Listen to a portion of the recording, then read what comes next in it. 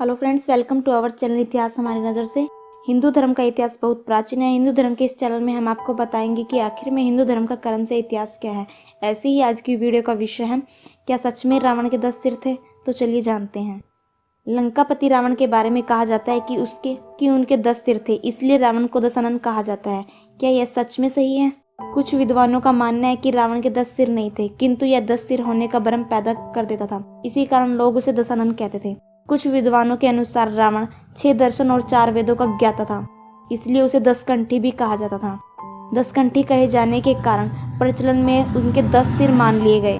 जैन शास्त्रों में उल्लेख है कि रावण के गले में बड़ी बड़ी गोलाकार 9 मणियां होती थी। उक्त 9 मणियों में उसका सिर दिखाई देता था, जिसके कारण उसके 10 सिर होने का भ्रम होता था। हालांकि ज्यादातर विद्वान और पुराणों के अनुसार तो यही सही है कि रावण एक मायावी व्यक्ति था, जो अपनी माया द्वारा 10 सिर होने का भ्रम पैदा कर सकता था। उसकी मायावी शक्ति और जादू के चर्चे जगत प्रसिद्ध थे। रावण के 10 सिर होने की चर्चा रामचरितमानस में आती है।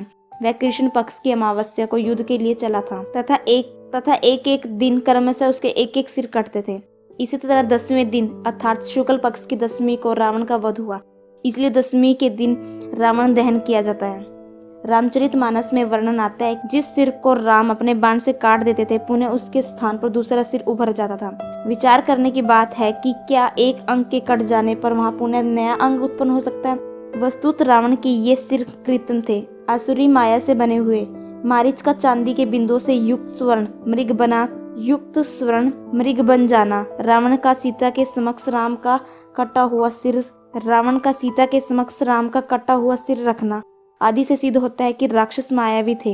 वे अनेक प्रकार के इंद्रजाल जादू जानते थे। रावण के 10 सिर और 20 हाथों को भी मायावी या कृत्रिम माना जा सकता है। हम उम्मीद करते हैं कि आपको इस चैनल के माध्यम से रोचक जानकारी दे सकें। आप अपने सुझाव अपने कमेंट में भेजिए, और अगर आपको किसी कहानी या तथ्य के बारे में जानकारी चाहते हैं तो वो भी हमें अपने कमेंट में भेजिए, और हमारे चैनल को सब्सक्राइब करें।